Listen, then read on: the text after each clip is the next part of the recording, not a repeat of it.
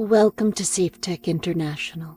We are a grassroots organization of volunteers from around the world who have come together to support and help grow the Saf Tech movement, and to encourage public participation in envisioning and influencing policies on how to integrate technology into our world with more wisdom, balance, and care. On this website, you will find an overview of how technology increasingly impacts nearly every aspect of our lives, and how our digital footprint extends to all living beings and throughout Earth, ocean, and skies. The proliferation of digital technology has accelerated exponentially in the last 2 decades. New generations of cell phone now include internet, video streaming, and a host of internet-connected applications. Small cells, sensors, cameras, and facial recognition technology permeate cities. And with enough of these, a city is dubbed a so-called smart city. Cars and now EVs, chock full of sensors and other radiating features, keep our roadways buzzing with yet more harmful radiation. The Internet of Things, known as the IoT, connects virtually everything possible to the Internet, from household appliances and devices to wearables, thermostats, baby monitors, TVs, and smart meters. Connectivity even extends to items such as IoT baby diapers, pills, toothbrushes, and the like. Conventional farms increasingly rely on technology to monitor crops, soil, pesticides, and fertilizers, ignoring the vast knowledge that has been passed down through the generations of how to work regeneratively with the land. Airplanes, trains, and ships are all equipped with ample technology to keep our minds occupied, lest we get lured into a good book, reflection, or conversation with those around us. Augmented and virtual reality, the Internet of Bodies, and smart dust add yet more layers of radiation to living space. The term cloud, that once made us think of the exquisite formations of water vapor in the sky, now calls to mind energy and water-guzzling mega farms of computers that store all our data. In the 2000s, the Internet was accessed mostly via safe, wired connections. But by around 2009 or so, Wi-Fi entered the scene, and everyone rushed to outfit their home with wireless connectivity. Some people held out, choosing to stick with safer, faster, more energy-efficient and cyber-secure wired connections, but those people were in the minority. Internationally, there were already thousands of studies and hundreds of scientists warning of harms from all this artificial radiation. More and more people were experiencing adverse symptoms or becoming impaired from the plethora of electromagnetic fields, a condition known as electromagnetic hypersensitivity, or EHS. But industries and governments ignored these warnings, choosing instead to bow deeply to the idol of progress. Did they not see that progress for some was bringing suffering to others? But technologizing the Earth was not enough. The push was on to connect the heavens as well. Tens of thousands of satellites have now been placed in orbit, with hundreds of thousands more in the planning stages. But why stop with the cosmos? In what's known as the Internet of Underwater Things, the IOUT, the intent now is to connect every inch of the vast and deep ocean, Earth's embryonic waters. As radio frequency doesn't travel well through water, sonar is used for most underwater communications.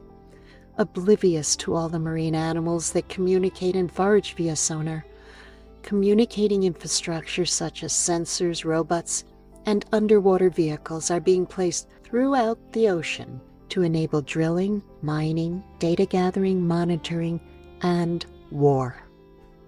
But there's more to an all-things-connected world. AI and emerging artificial general intelligence, AGI. Our harvested data provides fodder for AI, which in turn empowers info, cyber, and robotic warfare as well as surveillance. But have we been asked if this is what we really want?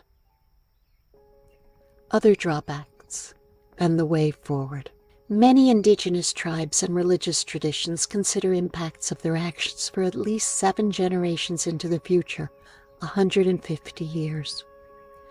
But as we hurtle along blindly digitalizing our world, we have given virtually no thought to current or future externalities. Our tech tsunami is impacting the health of all living beings. It has largely removed our privacy and freedom and has rendered us vulnerable to hacking and cyber attacks. So-called renewables, EVs, 5G, and the Internet of Things, though purported to address global warming, are in fact increasing our use of fossil fuels yearly.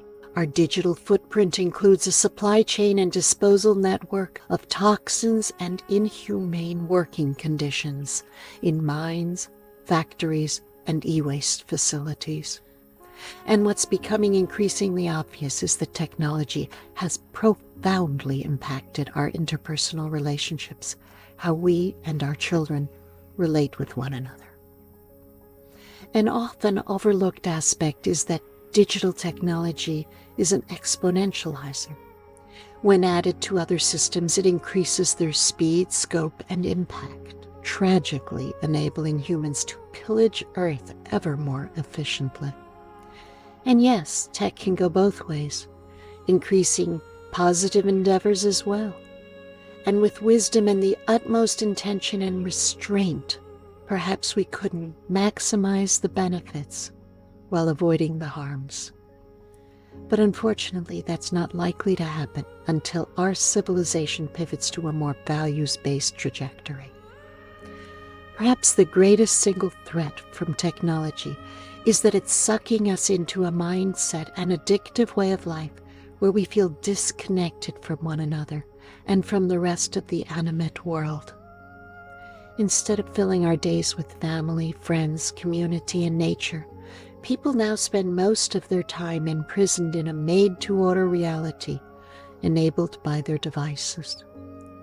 So much is lost in the abyss of social media silos used by companies to evoke strong emotions and one-dimensional thinking, and to keep us online for shareholder profits. But we can change by taking manageable steps to reduce our dependence on technology. Perhaps one evening a week can be cell phone-free night. Consider a wired landline phone for extended calls, and if still using Wi-Fi, turn off the router to sleep more peacefully, or better yet, switch to wired connections. But even more powerful than changes in our use of technology is re-inhabiting the real world, falling back in love with life, being fully present in all our encounters, listening deeply to what others say, perceiving the nuances of their voice, expressions, and gestures, allowing tears of grief to cleanse our minds and hearts from the pain we may feel for how our way of life has impacted Earth, treasuring and bearing witness to the magnificence of the natural world and the infinite interconnectedness, complexity, and wisdom that allowed life to emerge. Ubuntu. I am because we are. With presence filling our minds and hearts, there will be little room left for the predatorial nature of technology, and we can once again reclaim our lives, bit by bit, step by step. Enjoy the journey back home.